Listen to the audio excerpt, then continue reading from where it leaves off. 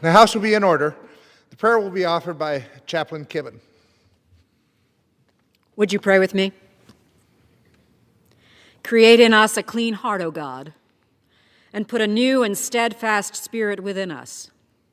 For you know the human heart, its desires and its demands, its feebleness and its faithlessness, and yet you are quick to show us mercy. As we approach you on this day, testify to us of your matchless wisdom, that even in the corners of our soul, in our inmost beings, we would know the conviction and the consolation of your eternal truth. Restore us to the wholeness that is ours when we entrust everything, heart, mind, and soul, to you. Grant us the joy of your salvation, and maintain in each of our spirits the willingness to follow your guidance and to yield to your correction.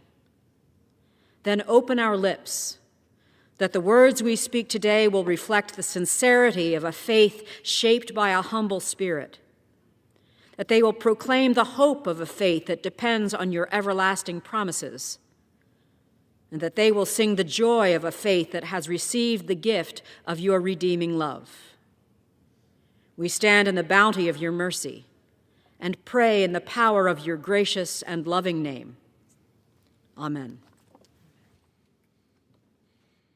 The chair has examined the journal of the last day's proceedings and announces to the House the approval thereof. Pursuant to Clause 1 of Rule 1, the journal stands approved.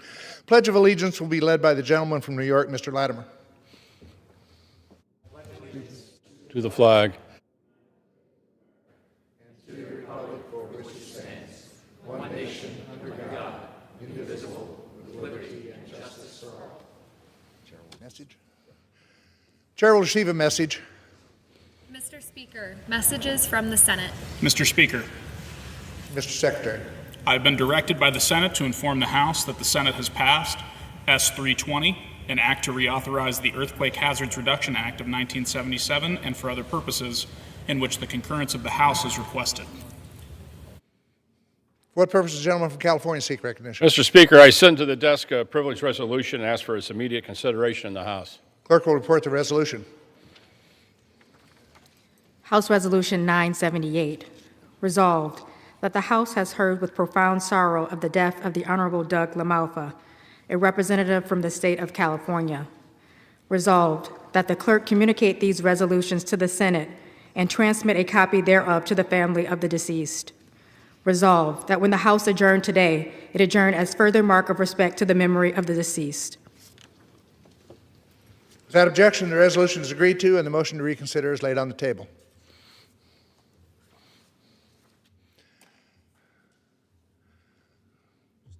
The chair will entertain up to 15 requests for 1-minute speeches on each side of the aisle.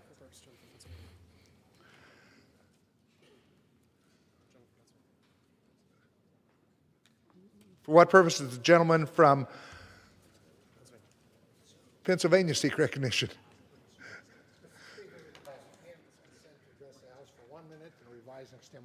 Without objection. Thank you, Mr. Speaker. Mr. Speaker, I rise today to recognize Lycoming County Sheriff Mark Lusk, who retired Monday after 50 years of outstanding community service. Mark was elected as Lycoming County Sheriff in 2009 and served in this role for 4 consecutive terms. Over his 50-year career, Mark has held a variety of positions, including patrolman, criminal investigator, corporal, chief of police, and deputy coroner. Mark's leadership has been pivotal, and he was responsible for many rescue operations when the county experienced major floods. Beyond his role as sheriff, Mark has volunteered for the Old Lycoming Township Volunteer Fire Company for 45 years. He has also worked alongside the local VFW and American Legions. Mark has received various awards for his leadership over his career. 2007, he was recognized by the Lycoming County Department of Public Safety and the Pennsylvania State House of Representatives. Mr. Speaker, Mark has dedicated his career to serving the community and answering the call to those in need. And I thank him for his service, and I wish him the very best. Thank you, Mr. Speaker, and I yield back the balance of my time. For what purpose does the gentleman from Texas seek recognition? Mr. Speaker, I ask unanimous consent to address the House for 1 minute. Without objection. Unable to run America, Trump says he will run Venezuela.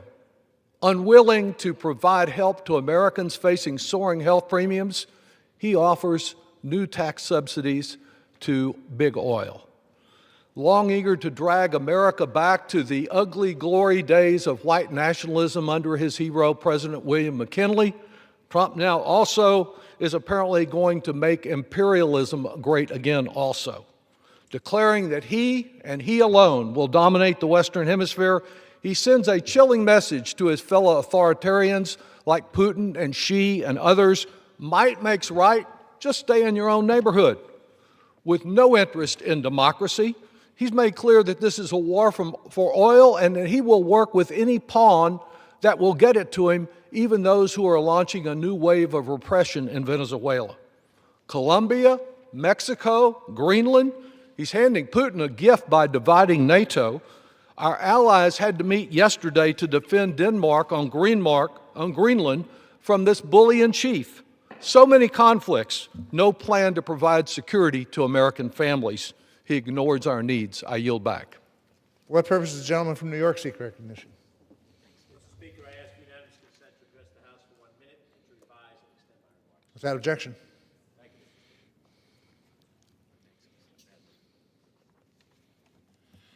Mr. Speaker, in a world where local news services, newspapers, and radio stations are disappearing at a frightening level, it is important to recognize and salute those organizations that are continuing to provide information about our localities, the lives and the times of the individuals of our communities. In the Bronx, specifically in Co-op City, we have a public debt of gratitude that we owe to the Co-op City Times, serving the 40,000-plus people who reside there. Owned and operated by the River Bay Corporation, the Co-op City Times, led by Roseanne Boone, editor-in-chief, and her team of reporters, cover the work of the Co-op Board of Directors, the many organizations of Co-op City, from the NAACP branch to the American Legion Post, and every other group in between. The Times provides weekly, free of charge, news that covers the events and the information of the individual building organizations, local arts and performances, the churches and houses of worship, and all of their events. And they spotlight the persons and the personalities that move Co-op City every day. Thank you, Co-op City Times, from the floor of the House of Representatives, for showing that local news can still be vocal news. Thank you, Mr. Speaker, and I yield back. What purpose does the gentleman from Massachusetts seek recognition? Without objection. Mr. Speaker, after months of delay, the Trump administration finally released an annual food security survey which confirms what we know to be true. Hunger is increasing in this country. Nearly 48 million Americans, including 14 million children, in the richest country in the history of the world, are food insecure, meaning they lack the money and resources to acquire adequate food to feed their families. That's moms and dads and grandparents and kids unable to consistently access the most basic necessity food. And it's no wonder the Trump administration has unilaterally canceled all future food security reports. They know that their big ugly bill and Trump's terrible economy is going to cause food insecurity to skyrocket, and they are desperate to hide the data from the American people. Mr. Speaker, I'm here to say that Democrats in Congress are not going to stand by while Trump tears apart basic needs programs. We will continue calling attention to the increase in hunger caused by this administration and their Republican allies in Congress, and we will always fight for a future when we finally end hunger now. I yield back. What purpose does the gentlewoman from Indiana seek recognition? Mr. Speaker, by direction of the House Republican Conference, I send to the desk a privileged resolution and ask for its immediate consideration. Clerk will report the resolution. House Resolution 979, resolved that the following named member be and is hereby elected to the following standing committee of the House of Representatives. Committee on Ethics, Mr. Knott. Without objection, the resolution is agreed to and the motion to reconsider is laid upon the table. What purpose does the gentlewoman from Indiana seek recognition? Mr. Speaker, by direction of the Committee on Rules, I call up House Resolution 977 and ask for its immediate consideration. Clerk will report the resolution. House Calendar Number 52, House Resolution 977. Resolved that upon adoption of this resolution, it shall be in order to consider in the House the bill, H.R. 4593, to amend the Energy Policy and Conservation Act to revise the definition of showerhead. All points of order against consideration of the bill are waived. The bill shall be considered as read. All points of order against provisions in the bill are waived. The previous question shall be considered as order on the bill, and on any amendment thereto to final passage without intervening motion except one. 1 hour of debate, equally divided and controlled by the chair and ranking minority member of the Committee on Energy and Commerce or their respective designees, and 2, 1 motion to recommit. Section 2, upon adoption of this resolution, it shall be in order to consider in the House the bill, H.R. 5184, to prohibit the Secretary of Energy from enforcing energy efficiency standards applicable to manufactured housing and for other purposes. All points of order against consideration of the bill are waived. The amendment in the nature of a substitute recommended by the Committee on Energy and Commerce, now printed in the bill, shall be considered as adopted. The bill as amended shall be considered as read. All points of order against provisions in the bill as amended are waived. The previous question shall be considered as order on the bill as amended and on any further amendment thereto to final passage without intervening motion except one. 1 hour of debate, equally divided and controlled by the chair and ranking minority member of the Committee on Energy and Commerce or their respective designees, and 2, 1 motion to recommit. Section 3, upon adoption of this resolution, it shall be in order to consider in the House the bill, H.R. 6938, making consolidated appropriations for the fiscal year ending September 30th, 2026, and for other purposes. All points of order against consideration of the bill are waived. The bill shall be considered as read. All points of order against provisions in the bill are waived. The previous question shall be considered as order on the bill and on any amendment thereto to final passage without intervening motion except one. 1 hour of debate, equally divided and controlled by the chair and ranking minority member of the Committee on Appropriations or their respective designees. 2, proceedings under Section 4 of this resolution, and 3, 1 motion to recommit. Section 4, the proceedings referred to in Section 3 of this resolution are as follows. A, after debate pursuant to Section 3 of this resolution, the chair shall, in the order specified by the chair, put the question on 1, retaining Division A, and 2, retaining Divisions B and C. B, the yeas and nays shall be considered as order on each of the questions under subsection A. And C, after disposition of the questions under subsection A, the chair shall put the question on engrossment and third reading of the text, comprising those portions of the bill retained pursuant to subsection A. Section 5, in the engrossment of H.R. 6938, the clerk shall conform divisions and section numbers and make related corrections to cross-references in the event a portion of the bill is not retained, pursuant to Section 4 of this resolution. Section 6, the chair of the Committee on Appropriations may insert in the Congressional record, not later than January 9, 2026, such material as he may deem explanatory of H.R. 6938. Gentlewoman from Indiana is recognized for 1 hour.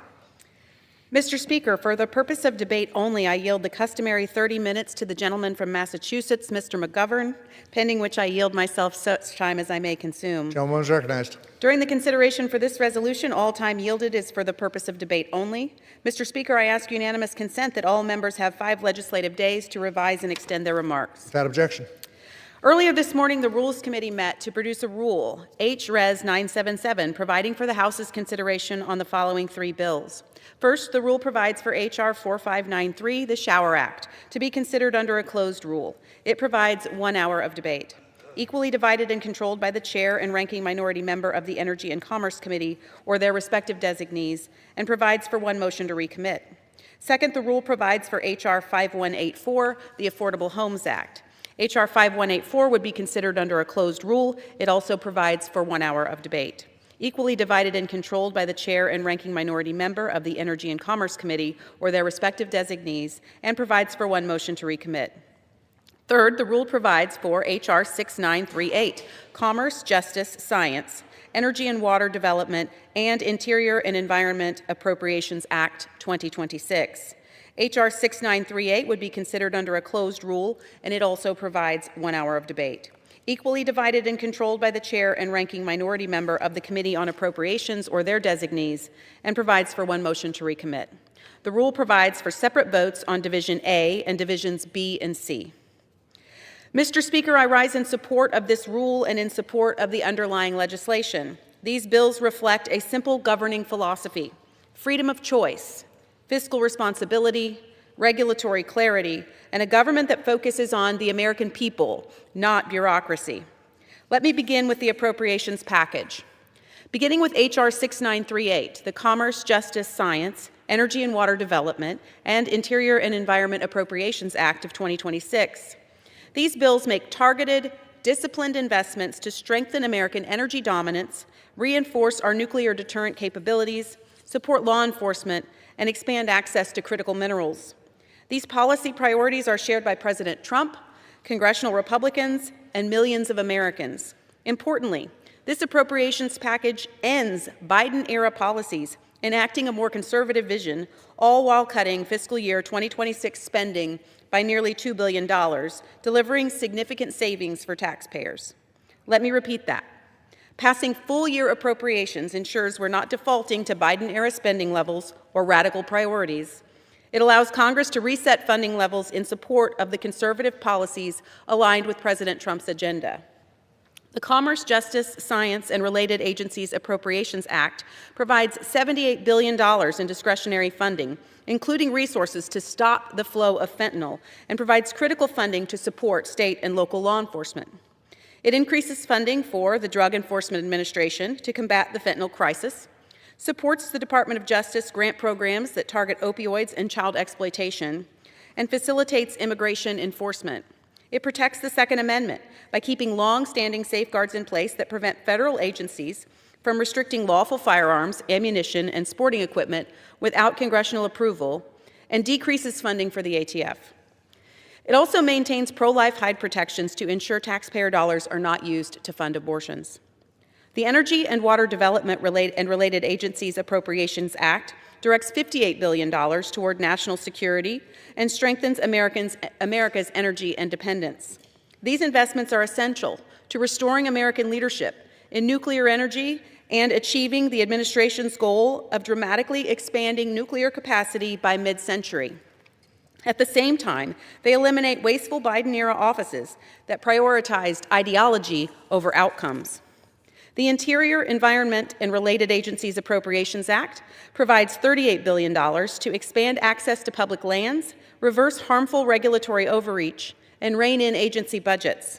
It increases funding for responsible onshore and offshore energy development in oil and gas, exempts farmers and ranchers from burdensome greenhouse gas emissions reporting schemes, and reduces funding for the EPA. In addition to these wins for the American people, I'm proud that my office was able to secure $8 million in community project funding for Indiana's 9th Congressional District. This funding will support projects including a riverbank stabilization plan for the Ohio River shoreline in Clarksville, Indiana, and support booster pump stations that are needed to increase water capacity to serve constituents in Bloomington, Monroe County, and the home of our Indiana University football students at Indiana University. Funding in this package will also provide residents and businesses in Brown County with long and greatly needed sewer services and support for the City of Madison's stormwater mitigation project to reduce flooding and improve water quality. These investments will support critical infrastructure and local priorities that communities themselves identified, bringing improvements from shoreline protection to water systems to supporting economic development that will directly benefit residents across the 9th District. Together, these bills reflect a disciplined approach to governing by investing in community priorities, cutting unnecessary spending, and reducing good governance. Turning next to H.R. 4593, the Shower Act. This is a simple bill with a simple goal: end the regulatory whiplash and return consumer choice and common sense to a basic household product. A shower head should not require extensive regulation. Yet under the Obama and Biden administrations, bureaucrats redefined a clear term to advance an ideological agenda, creating confusion for manufacturers and frustration for consumers. But this was the status quo under the leadership of Democrats. Regulate everything in our lives, right down to our shower heads. It's incredible if you think about it. And this may seem like a ridiculous bill to be considering by our Democrat counterparts. And believe me, it is ridiculous that their policies would require legislation to prevent this kind of government intrusion, but here we are. The Biden administration regulated every nozzle in every American home individually, reducing water pressure and frustrating homeowners, all while increasing costs for compliance. Ending this rule will permanently save Americans billions of dollars, reduce regulatory bloat, and restore a workable standard. The Department of Energy estimates that eliminating this rule, along with dozens of related inflationary standards, will save consumers $11 billion and will cut more than 125,000 words from the Code of Federal Regulations. Finally, Mr. Speaker, I want to turn to H.R. 5184, the Affordable Homes Act, which I'm proud to author with Chairman Mike Flood. This bill addresses a real problem in the housing market, one that affects our most vulnerable home buyers. It reduces the upfront cost of buying a home, making it easier for Americans to achieve the dream of home ownership. The Affordable Homes Act restores clarity by placing manufacturing housing standards back under the Office of Housing and Urban Development where they belong, and eliminating duplicative regulatory authority by the Department of Energy. It overturns a 2022 Biden administration rule that increased manufactured housing costs, again, without regard for what consumers want or how the market actually works, prioritizing energy efficiency under the Green New Deal and directly contributing to the housing affordability issues we see today. The objective here is clarity, so manufacturers can build more homes and families can afford them. Mr. Speaker, this rule moves legislation that reflects fiscal discipline, regulatory sanity, consumer choice, and a commitment to affordability and growth. I urge my colleagues to support the rule and the underlying bills. I reserve the balance of my time. Gentlewoman reserves the balance of her time. Gentleman from Massachusetts. Yeah, thank you, Mr. Speaker, and I want to thank the gentlelady from Indiana for yielding me the customary 30 minutes, and I yield myself such time as I may consume. Gentleman's recognized. Mr. Speaker, it's a new year in America, but judging by the remarks of the gentlelady from Indiana, it's the same old Republican Party. Because here's where we're at on January 7th, 2026. We have a Republican president who promised to put America first. Instead, in just under a year, he has bailed out Argentina, bombed Venezuela, gave Qatar an Air Force base in Idaho, pardoned the former Honduran drug trafficking president, and cozied up to dictators all around the world. We have a Republican majority that promised to bring down prices. Guess what? Prices are going up. Families across this country are hurting. People are losing health coverage because you guys chose deliberately, Mr. Speaker, to let the Affordable Care Act tax credits expire. Rent keeps going up, grocery prices keep going up, paychecks are not keeping pace. Meanwhile, the President of the United States is openly boasting that America is now running a foreign country. His own advisors can't even answer basic questions about what the hell comes next, what the plan is, how this ends, or when the Venezuelan people can expect democracy. And we have a Speaker of the House who is the weakest and most incompetent Speaker of the House in the history of this body. I mean, honest to God, Mr. Speaker, I don't know whether that's a good thing for the country or a bad thing. On one hand, he's so incompetent he can't get anything done. On the other hand, the things he wants to get done are crazy. You know, and don't ask him his opinion on anything. He doesn't have one. He doesn't watch the news. I don't even think he goes outside. I don't know what keeps him so busy that he doesn't have an opinion on anything, but he certainly isn't legislating. And with all that's going on, conflict, economic strain, and real crises facing the American people, let us turn to the calendar and see what important issue that this Republican majority has us debating on the floor this week, Mr. Speaker. Do you want to know what it is? Not housing, not food prices, not rent, not war and peace or foreign policy or America's future. No, no, no, no. All of us are here on the floor right now at the behest of this Republican majority to debate showerheads. Showerheads. You can't make this stuff up. And as if that weren't bad enough, they're still trying to pass last year's appropriations bill. Let's let that sink in. Bills that should have been passed months ago. That is the state of governance under this Republican majority. Late, unserious, and completely detached from the lives of the people they claim to represent.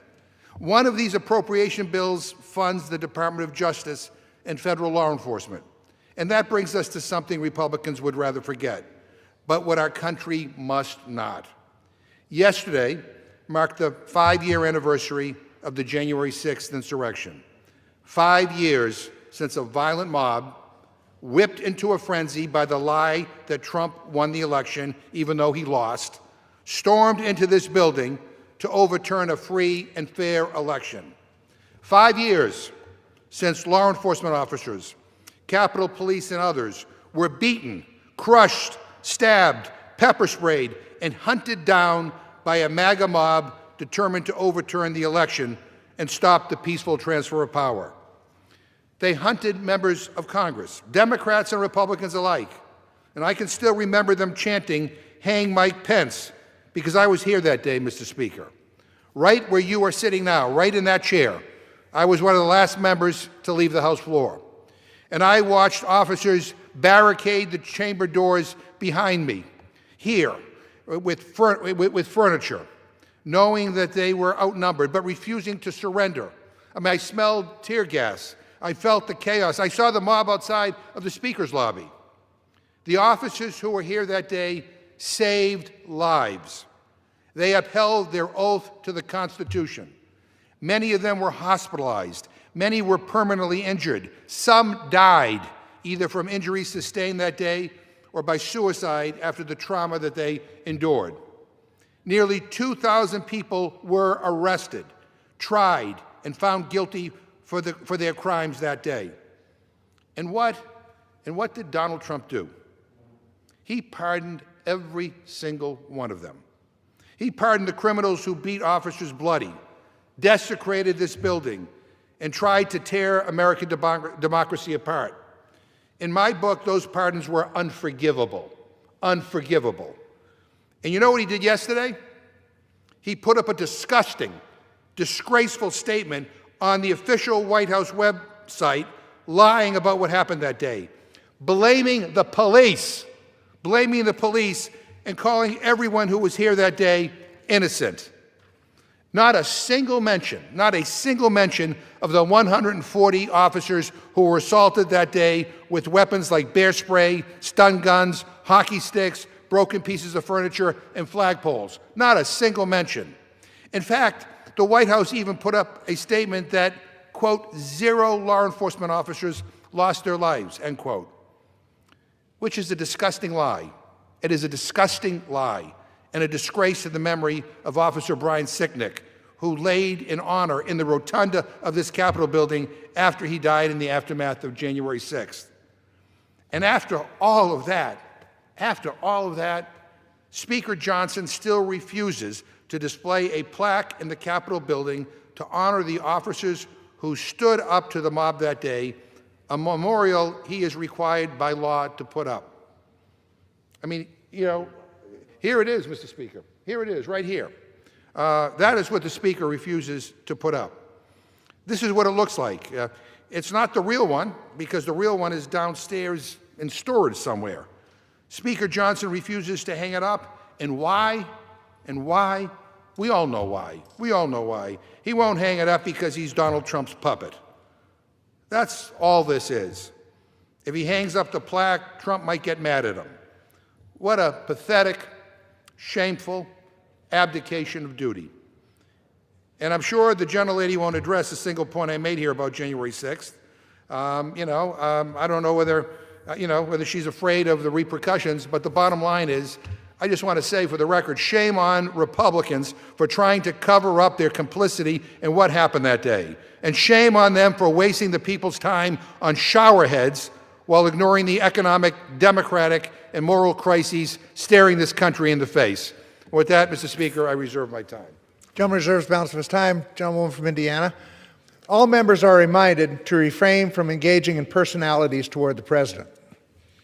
Mr. Speaker, I'm not sure if the gentleman from Massachusetts heard my opening, but this is about housing. We literally have a bill called the Affordable Homes Act that addresses the cost of housing. And he also commented that we are only appropriating and considering our appropriations bills yet today. But we weren't the ones that shut down the government for 41 days, preventing us from doing our appropriations work. And they did this. The Democrats shut down the government to fight for taxpayer-funded health care subsidies that would go to the wealthiest Obamacare enrollees across the nation. Think about that. They shut down the functioning of the government, preventing us from appropriating on the very good things that we talked about in the opening comments, meaning millionaires would be eligible to receive tens of thousands of dollars of taxpayer-funded subsidies for their Obamacare plans. This would give $350 billion in taxpayer bailouts, not to the American people, but to big health insurance companies, all while they're receiving record profits. This incentivizes bad actors to manipulate individuals to sign up for coverage through the ACA marketplace, oftentimes without people even realizing that they had been enrolled. This is government waste, fraud, and abuse at its worst, and I'm proud that House Republicans stood up against that. The gentleman from Massachusetts also referenced the Shower Act that we have here today. And I would just like to say that I'll stand up here every week, every day, to restore freedom of choice and freedom of movement back to the American people. You have to start somewhere, from electric vehicle mandates to prohibitions on gas stoves and heaters, showerhead efficiency standards in affordable homes, in manufactured housing that cause the cost of home ownership to go up, avoiding the American dream opportunities for millions of Americans. But that's business as usual with Democrats in Congress. Closing businesses and demanding quarantine. This is Big Brother knows best, and that's what the Democrats are best at. But House Republicans are going to fight back to restore that personal choice, all while ensuring fiscal responsibility. Mr. Speaker, I'd like to yield 2 minutes to the gentleman from Texas, Mr. Weber. Gentleman from Texas, recognized for 2 minutes. Thank you, Mr. Speaker. I thank the gentlelady. Mr. Speaker, I rise in strong support of HRS 6938, the combined rule for the consideration of H.R. 4593, H.R. 5184, and 6983. Mr. Speaker, it gets fun listening to the fairy tales from the other side from time to time. I have to give them that. This rule advances a combined appropriations package that includes critical investments for Texas's 14th Congressional District, which I'm proud to represent. My district is home to some of the largest refineries in the United States, 3 LNG gas export terminals, numerous petrochemical facilities, and vital energy infrastructure that keeps our nation running. The energy produced in Southeast Texas, Mr. Speaker, moves across America and to our allies through pipelines, trains, trucks, and even cargo ships. Several provisions in this bill ensure that that energy continues to flow reliably and securely. Funding for the Coastal Texas Protection and Restoration Project, more locally known as the Coastal Spine Project, is included in this underlying bill. This critical project, focuses on flood damage reduction, environmental enhancement, as well as economic resiliency. It could save $2.3 billion with the B dollars annually by reducing flood damage and improving over 6,000 acres of coastal marsh and land to help mitigate storm surges. Marco Rubio, just a minute. Thank you, Mr. Speaker. Just as importantly, it protects 30% of the nation's refining capacity, 42% of specialty chemical feedstock, and 80% of our military-grade fuel supply. The bill also provides over $9 million to upgrade the Sabine Neches waterway, which moves more than 194 million tons of cargo each year and is projected to exceed 210 million tons in the near future. This waterway supports approximately 375,000 jobs and is it's indispensable, I think, indispensable to America's economy and energy security. Mr. Speaker, this appropriations package delivers real results, not just for Southeast Texas, but for the nation. I urge my colleagues to support the rule and this critical legislation. I yield back. Gentleman reserves the balance of her time. Gentleman from Massachusetts. Mr. Speaker, let me just respond to the gentlelady. A lot of words ton of words. But as I predicted, not a single word about the brave officers who defended this chamber and defended every member of Congress on January 6th who were attacked by a violent mob. Not a single word. Not a single word. And I just also want to remind the gentlelady, because maybe she forgot, regrettably, Republicans are in charge. You're in charge of the House. You're in charge of the Senate. You're in charge of the White House. You know, I mean, so you can complain about Joe Biden. You can complain about Democrats, but you're running the show. And I was really fascinated to hear the gentlelady talk about the shutdown. And again, the Republicans are in charge of everything. I mean, they have the votes to do whatever they want to do. But when the government shut down, it was a Republican shutdown, by the way, when it shut down, you could have worked on the appropriations bills, by the way, which were already late by definition by the time of the shutdown. They were already late. But you could have worked on getting the appropriations work done. And what did my Republican friends do? They decided to go home and take a vacation. They just left. They walked away. They did not a thing. They went on an extended vacation rather than doing the people's business. And I got to say to the gentlelady, with all due respect, I mean, I do town halls all the time. And I don't know whether the gentlelady does. I know a lot of Republicans do not. But when I do my town halls, what I hear from people is about the high cost of living. I hear about the high cost of groceries. I hear about the high cost of health care. I hear about the high cost of housing. You know what I don't hear people talk about? Showerheads. I mean, you know, and when they talk about freedom and liberty, they don't talk about showerheads. So I don't know what planet my Republican friends are living on, but I got news for you. The number one issue in America is not showerheads. It's health care, it's affordability, it's housing, you know, it's making sure that they can support their families. You know, people look at life through their kitchen window, and, you know, they have to pay bills. They have to make sure that they make ends meet.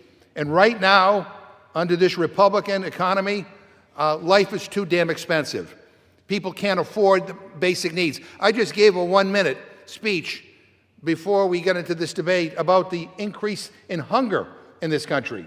And you know what the Republican response to that is? What the Trump administration is doing to combat hunger is they are now banning the monthly report which gives us the data on how many people are hungry in this country.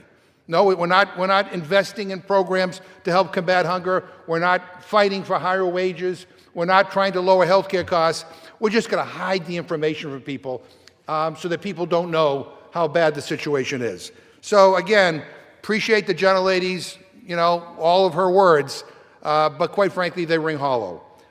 What people want us to do is fight to make life more affordable and more reasonable for them. And with that, I reserve my time. Gentleman reserved. Gentlewoman from Indiana. Thank you, Mr. Speaker. I'd like to remind my colleague on the other side of the aisle that House Republicans did pass a funding mechanism out of the House of Representatives to the Senate.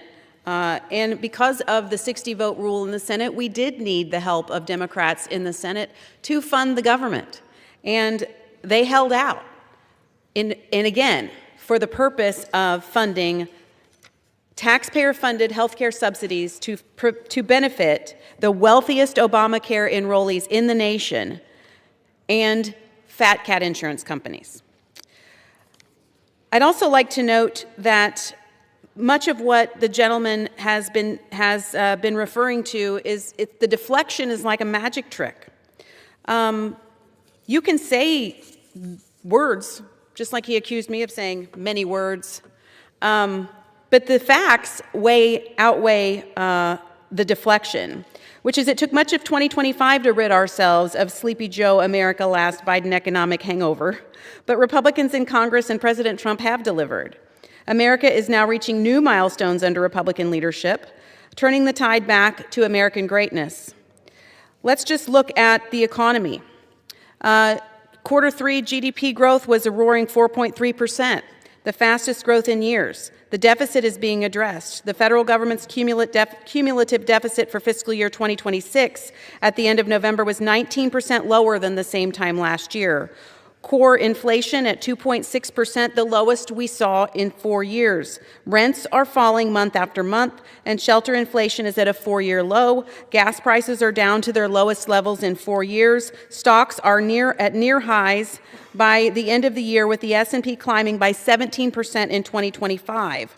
All of this before the gains of the working families tax cut legislation are realized, and we're just getting started. So it will take us a while to recover from the years of inflationary policies of the Biden administration, but the facts show that House Republicans under President Trump's leadership are delivering on promises to reduce costs for American families. With that, I'd like to yield 2 minutes to the gentleman from Arizona, Mr. Siscomani. Gentleman from Arizona is recognized for 2 minutes. Thank you, Mr. Speaker. I rise today in support of this bipartisan conference agreement covering the Commerce, Justice and Science, and Energy and Water, and the Interior and Environment Appropriations bills. This package shows that when Congress works together, we can deliver full-year funding that meets the needs of our communities. And this package makes smart, responsible investments in public safety, energy reliability, our public lands, and for those of us in the West, water conservation and infrastructure. As the only member of the Arizona delegation in both the Senate and the House, serving on the Appropriations Committee, I have worked to make sure this bill delivers real results back home in Arizona's 6th Congressional District. That includes specific community project funding requests developed directly with local leaders who know their communities best and targeted at their issues that matter in our communities the most. This bill supports, for example, community safety vehicle fleet modernization for Tucson's first responders so that they have reliable vehicles when every second counts in their line of work. It also includes funding for the Sahuarita Police Department radio replacement so officers can communicate clearly and safely in the field. And as the Colorado River continues to face a worsening drought, water security is more important than ever. This package helps fund water reclamation facility upgrades in Tombstone that will improve efficiency and replace aging infrastructure. It supports the multi-municipality sewer treatment project that modernizes systems and projects public health across multiple communities in Graham County. It also invests in source water system improvements at Marana Regional Airport and the Pioneer Well PFAS treatment project to help ensure safe and reliable water for families and businesses. These are practical, locally requested projects that are transparent, accountable, and focused on results. Mr. Speaker, this conference agreement reflects a responsible use of taxpayer dollars while strengthening public safety, water security, and critical infrastructure. I am proud of the work we have accomplished, and I strongly urge my colleagues to support this package. And, sir, I yield back. Gentleman reserves the balance of her time. Gentleman from Massachusetts. Thank you, Mr. Speaker. Again, the gentlelady said nothing about January 6th or nothing about the brave men and women who protected this chamber and all of us on that terrible, terrible day. But I have to say that I was more than amused by listening to the gentlelady spout about how great everything is right now. The Trump economy is perfect. Everybody's doing great. Everything is wonderful. Everything is terrific. I wonder, I don't know whether the gentlelady holds town halls or not, but I wonder whether the voters of Indiana actually share that point of view. I got to tell you, I don't think so, because I don't think the voters in general in this country, the people, the citizens of this country share that view. Because every poll that I have seen, every town hall that I have been at, by the way, not only in my district but in other states, people have complained about how expensive things are. They say Trump's economy is making life more expensive, more difficult. The price of health insurance is going through the roof because this chamber won't extend the ACA tax credits. Groceries are going up. I don't know whether the gentlelady goes to the supermarket or not, but the price of groceries are going up. And, you know, I want to, Mr. Speaker, ask unanimous consent to insert into the record an article from Politico entitled, "Poll, Trump's Own Voters Begin Blaming Him for the Affordability Crisis." Without objection. And I don't want to be lectured about, you know, wealthy people in this country, because the Republicans, you know, have done everything they can to help those who are well off get more, and those who are struggling get less. We saw the big, beautiful bill. Tax cuts that included tax cuts for multimillionaires and multi-billionaires. I mean, giveaways to billionaires, giveaways to big ag, to big tech, big oil. And we see cuts to programs that help average people in this country just to get by. By the way, in their big ugly bill, $1 trillion cut to Medicaid. They're cutting monies for SNAP, the Supplemental Nutrition Assistance Program. That's basically to help people put food on the table. And by the way, increasingly, a majority of the people who are on SNAP are working families, and they're cutting that at the same time that groceries are going up. But if you're a billionaire, don't worry about it. Don't worry. We're fighting a war over oil right now because we want to make sure big oil that invested so heavily in the last campaign gets their payback. But the bottom line is, when it comes to people who are well off, well connected, and have lots of money, they're doing fine. Everybody else is getting screwed. And if you ask the average person on the street about what they think of Donald Trump's economy, I'll tell you what they'll say. They'll say it sucks. And with that, I reserve my time. Gentleman reserves his time. Gentlewoman from Indiana. Mr. Speaker, let's just review some of the wins in the Working Families Tax Cuts Act, because taxpayers are expected to take home an additional $91 billion in refunds and keep an additional $30 billion in their paychecks from reduced withholdings. Taxpayers are set to continue to receive continued support in tax years to come through. A doubled standard deduction and lower tax rates from making the 2017 tax cuts permanent. An increase in the standard deduction by up to $1,500 per family in 2025, no tax on tips, no tax on overtime, no tax on Social Security, a boost to the child tax credit of $2,200 while indexing its value to inflation, expanding access to child care and paid leave tax credit permanently, expanding the 529 savings accounts to help families choose education that best fits their needs, and expanded health savings accounts so American families can control their own health care. That doesn't sound like benefits to millionaires and billionaires. It sounds like benefits to hardworking American families. Also, I'd like to note that the subsidies that the gentleman from Massachusetts so wants to support the American people would not see a dime of that. It would go directly to insurance companies who, again, are seeing record profits. The one thing we can do is continue to support health savings accounts and continue the Trump-era tax cuts from 2017, making them permanent, and continuing to promote these tax provisions in the Working Families Tax Cuts Act that received no Democrat support, by the way, that really will help American families. And I'd like to yield 2 minutes to the gentleman from Ohio, Mr. Taylor. Gentleman from Ohio is recognized for 2 minutes. Thank you, Mr. Speaker, and thank you to the gentlewoman from Indiana for yielding me the time. Ohio families are working harder than ever, day in and day out, just to make ends meet. They're frustrated that they have to stretch their dollar as far as can go just to keep a roof over their heads, afford to buy the basics, and deal with higher utility bills to keep their water and power on. Buckeye families have worked too hard to struggle this much, and I'm standing here today ready to do something about it. House Republicans have listened to hurting families, and we're bringing forward legislation to help them get ahead. The Affordable Homes Act will cut through unnecessary and complicated red tape that has been driving up the cost of manufactured housing for far too long. Who has ultimately shouldered the burden of these soaring costs? It's not the manufacturers. It's the hardworking families who are simply trying to buy a home and live in the once attainable American dream. Owning a home shouldn't be this much of a challenge. This bill will help Ohio families check home ownership off the list, knowing they were able to achieve exactly what they worked for. House Republicans are also reining in the Biden administration's overregulation of everyday household water fixtures and bringing down costs for all Americans with the Shower Act, and I applaud Representative Fry for leading on this legislation. Americans don't need the government to tell them which shower head to use. They need the government to get out of the way so they can afford the necessities and have money to spend on other things in their lives. This bill will claw back ridiculous Biden-era red tape and put American families first. Lastly, I'm working alongside my fellow Republicans to pass full-year funding for several critical programs.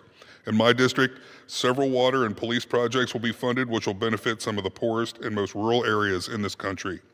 These projects will help to fund long overdue water infrastructure projects and make local improvements, ultimately driving down costs for communities throughout the nation.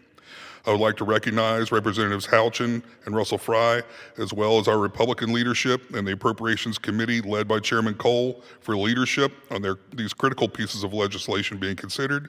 And I urge Congress to pass these common sense bills to lower the cost of living, not only for Buckeye families, but for families across America. Thank you, Speaker. I yield back. Gentleman reserves the balance of her time. Gentleman from Massachusetts. Thank you, Mr. Speaker. Mr. Speaker, I want to tell everybody a little secret here. The Republicans are really clever, but not really as clever as they think they are.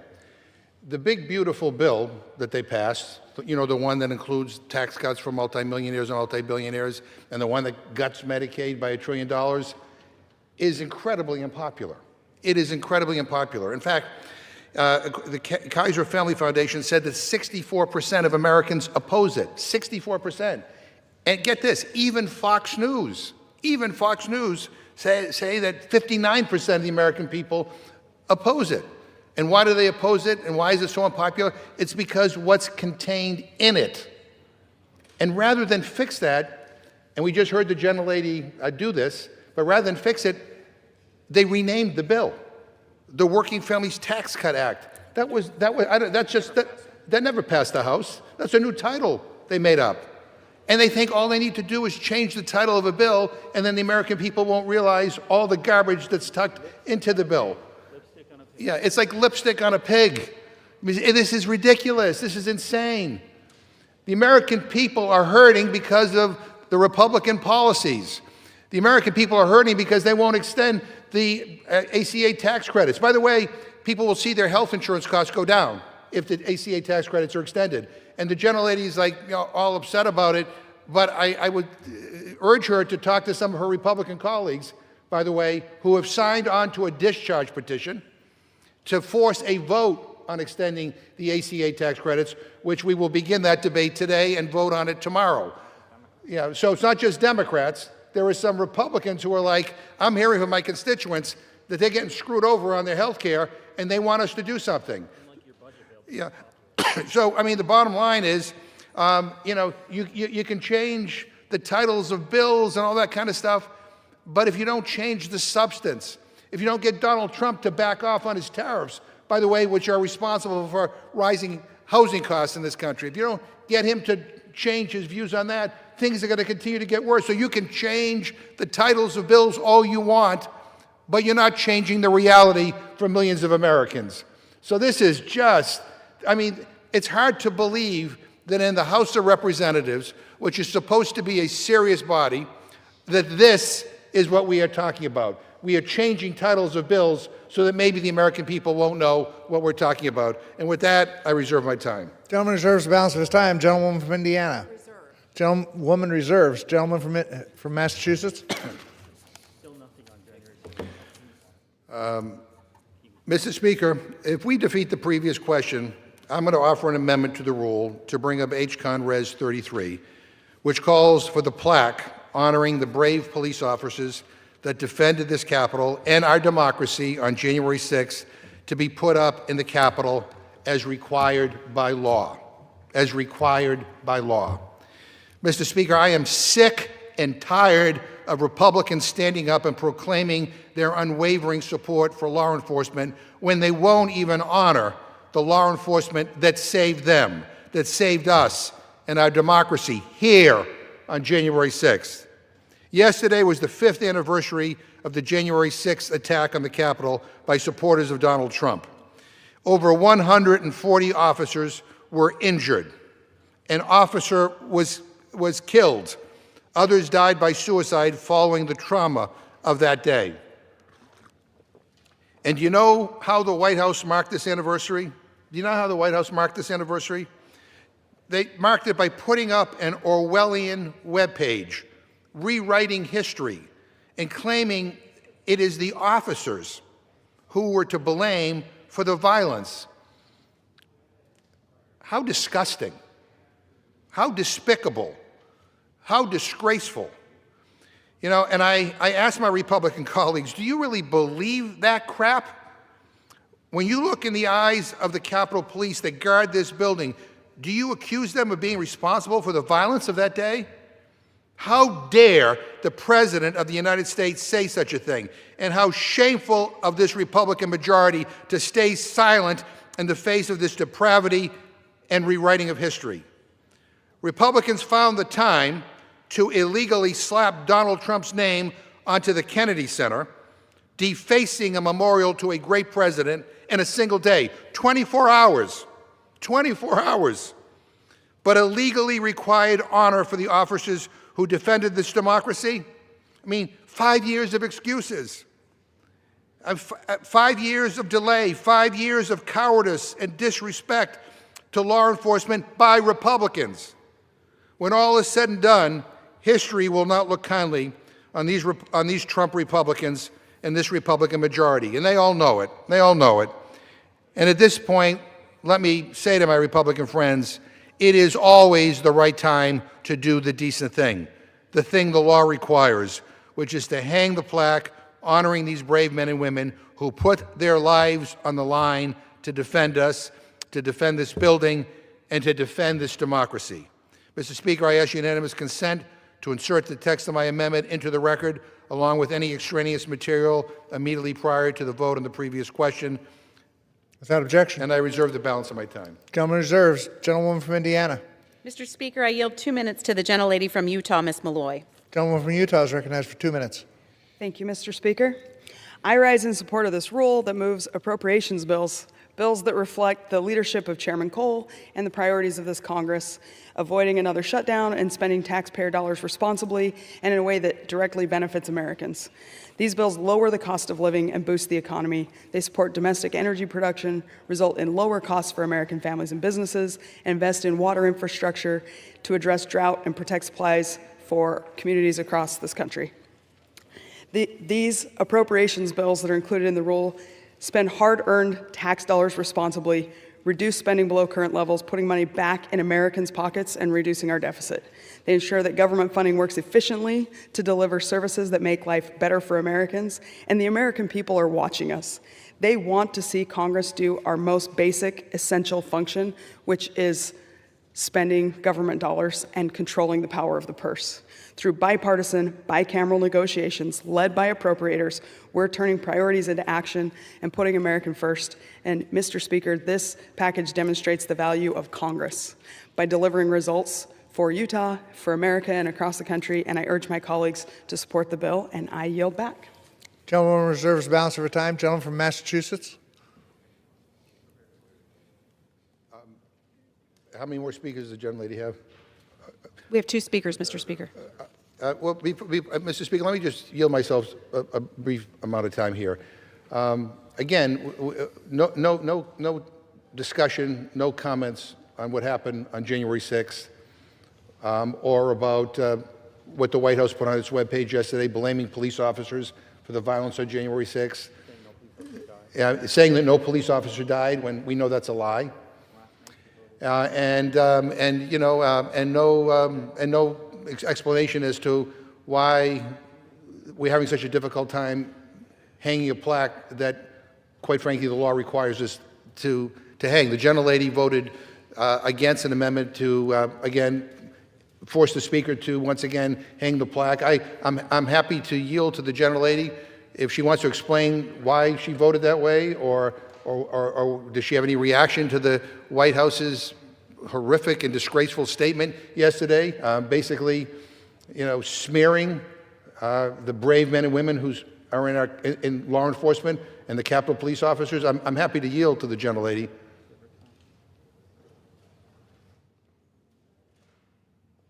And nothing. I mean, really? I mean, that's where things have. That's what things have come to, that we can't even come together and stand in defense of the Capitol Police who defended us that day, that we can't honor them, that somehow that's a no-no because Donald Trump doesn't like it. I mean, that really is shameful, and I reserve my time. Gentleman reserves. Gentlewoman from Indiana. Mr. Speaker, I yield 2 minutes to the gentleman from Missouri. Oh, sorry, from the gentleman from Florida, Mr. Herodopoulos. Gentleman from Florida is recognized for 2 minutes. Thank you very much. The Affordable Homes Act is common sense legislation that cuts red tape and lowers housing costs for hardworking American families. We all recognize between 2021 and 2024 that interest rates went from 3% to 7%. And in my home community, that meant that we spent $1,200 more a month for an average home in my community, $1,200. So we need to think of common sense ways to turn this around and make housing more affordable. President Reagan said once, if it moves, tax it. If it keeps moving, regulate it. If it stops moving, subsidize it. Today, Washington is regulating the same thing twice. Manufactured homes are being hit with overlapping energy mandates from HUD and the Department of Energy. The Affordable Homes Act fixes this by repealing DOE's separate energy rules, restoring clear authority to HUD, which already oversees construction and safety standards. Lower costs mean more homes built, greater supply, and more families able to build equity and secure their future. This is conservative policies at its best: less government, more opportunity, and more relief for American families. And let's also remember that home prices went up also because 10 million people came to this country in a 4-year time period. And simple supply and demand laws tell me that causes prices to rise radically, much like radical policies from 21 through 24. I'm proud to support the Affordable Homes Act to cut the red tape, help more Americans achieve the dream of home ownership. And with that, I thank the chairwoman for leading this charge very much, and I yield back my time. Gentlewoman reserves the balance of her time. Gentleman from Massachusetts. I reserve my time. Gentleman reserves the balance of his time. Gentlewoman from Indiana. Thank you, Mr. Speaker. I yield 2 minutes to the gentleman from Missouri, Mr. Alford. Gentleman from Missouri is recognized for 2 minutes. Well, thank you so much for this time. Mr. Speaker, you know, for too many American families, the American dream seems further out of reach each and every year, especially when it comes to owning a home. Did you know that housing is the #1 monthly expense for most families? And when Washington piles on blue tape, mandates, and bureaucratic nonsense, working families pay the price. Under the Biden administration, their so-called Inflation Reduction Act, which is really nothing of the sort, home builders were buried under costly Green New Scam mandates and overregulation, driving up construction costs and pushing home ownership even further out of reach. Also known as the Green New Scam in action, but House Republicans, we are changing that. We're cutting the blue tape. We are lowering costs, and we're making home ownership more affordable in 2026 and beyond. One great example is the Affordable Homes Act, led by my colleague, Congresswoman Erin Houchin. This common-sense bill removes unnecessary federal interference and eliminates costly energy mandates to drive up the price of manufactured housing. One of the most affordable pathways to home ownership for the first-time buyers, young families, and seniors. This is just one example, Mr. Speaker, of how House Republicans are working to lower housing prices.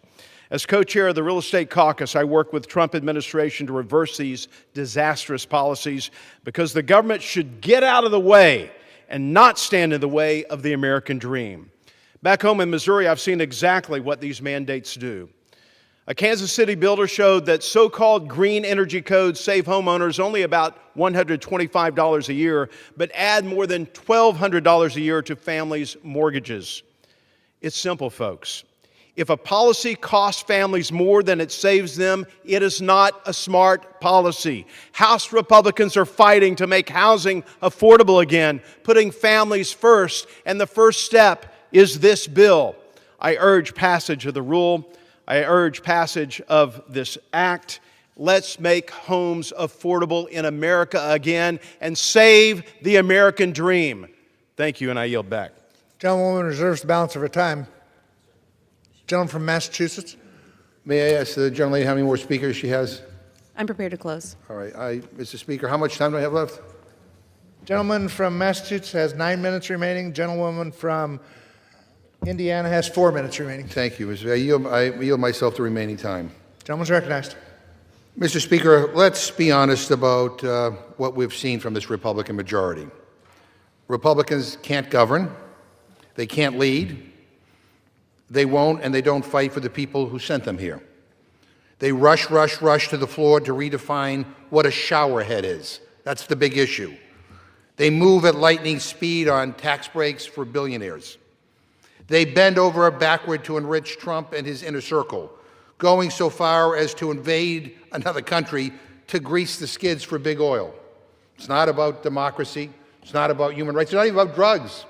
It's about big oil. Big tech, big oil, big pharma, big banks, their priorities move at lightning speed. Tax cuts for the wealthy pass overnight.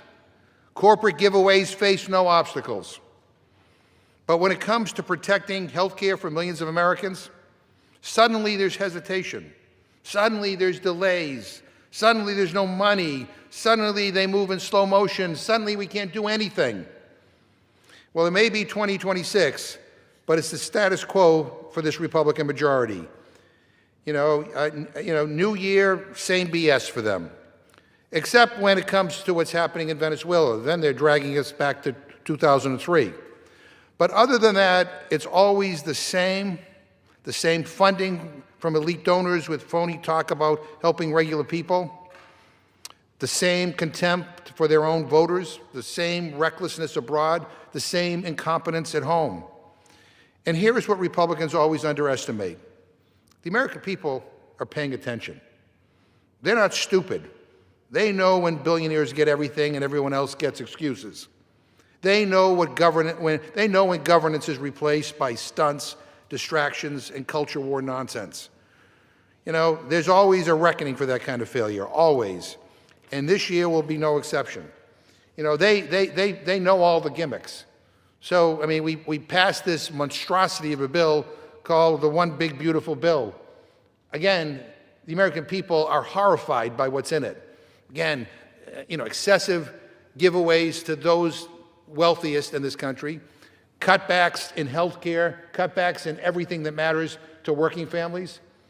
Every poll that is done says that it's incredibly unpopular. So what do?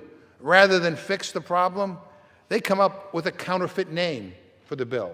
It's no longer the One Big Beautiful Bill. Now it's the Working Families Tax Cut Act. I don't know what the hell that is. I don't know who came up with that idea. Maybe some pollster gave it to you. As if just changing the name of what you call this big, ugly bill will make a difference. And so, Mr. Speaker, all I can say is that, with all that is going on in this country right now, with all of the concerns that the American people have, with people desperately pleading with this Republican president and this Republican majority in the House and Senate to do something to make their life better, we have an opportunity to maybe legislate and help people, and instead we're talking about shower heads. Shower heads. Really? Again, I urge my colleagues to vote no on this bill. I'm going to also, again, remind people about the vote on the previous question. We have a chance to actually do something positive today, and that is to honor the men and women who protected us on January 6th. Unfortunately, Republicans on the Rules Committee all voted no to require the Speaker again to hang the plaque. They all voted no, not a word, no explanation as to why. And not a word about what happened on January 6th has been spoken on this floor by the Republicans today. I don't know how that can be. I was there that day. I was in the Speaker's chair. I saw what happened. I saw what happened when I walked out to the Speaker's lobby. I saw the people who protect us being beaten by this angry mob, and not a word. And we can't get this Speaker of the House to hang up this plaque. That can change if we, with the previous question, vote. And with that, Mr. Speaker, I yield back the remainder of my time. Gentleman yields back the balance of his time. Gentlewoman from Indiana. Thank you, Mr. Speaker. I'm prepared to close and yield myself the balance of my time. Gentlewoman's recognized. Mr. Speaker, this rule is very straightforward. We're here to cut burdensome red tape and regulatory overreach that leads to higher energy costs for Americans. Common sense reforms like these are simple and long overdue. We're also here to move an appropriations package that provides critical funding that returns us to more responsible spending levels while delivering for the American people. One thing we've noted, there's fraud in government programs, including in Medicaid and SNAP. Republicans have sounded the clarion call to try to eliminate waste, fraud, and abuse, while Democrats want to minimize it. We've known about it for decades, even when we went after some of the waste, fraud, and abuse in Obamacare. And guess what? The CBO stated, after we passed the One Big Beautiful Bill, the CBO stated premiums would go down as a result of our work, healthcare premiums. We went after Medicaid fraud, especially involving illegal immigrants, and by the way, a federal court recently ordered officials to turn over Medicaid information to ICE enforcement. If illegal immigrants weren't accessing Medicaid on Democrats' watch, as they tirelessly asserted, then why would a federal court provide such an order? We went after waste, fraud, and abuse through our rescissions package, and once again, Democrats refused to acknowledge that that premise ever existed. So we're cutting out waste, fraud, and abuse. We're becoming fiscally responsible. We are putting the American family first by reducing burdensome regulations that increase costs. I look forward to moving these bills out of the House this week. I ask my colleagues to join me in voting yes on the previous question and yes on the rule. Mr. Speaker, I yield back the balance of my time and move the previous question on the resolution. Gentlewoman yield back the balance of her time. The question is on ordering the previous question on the resolution. Those in favor say aye. Those opposed, no. Opinion of the chair, the ayes have it. Speaker, Gentleman from Massachusetts. I ask for the yeas and nays. The yeas and nays are requested. Those favoring a vote by the yeas and nays will rise. Sufficient number having arisen. The yeas and nays are ordered pursuant to Clause 8 of Rule 20. Further proceedings on this question will be postponed. Pursuant to Clause 12A of Rule 1, the chair declares the House in recess, subject to call of the chair.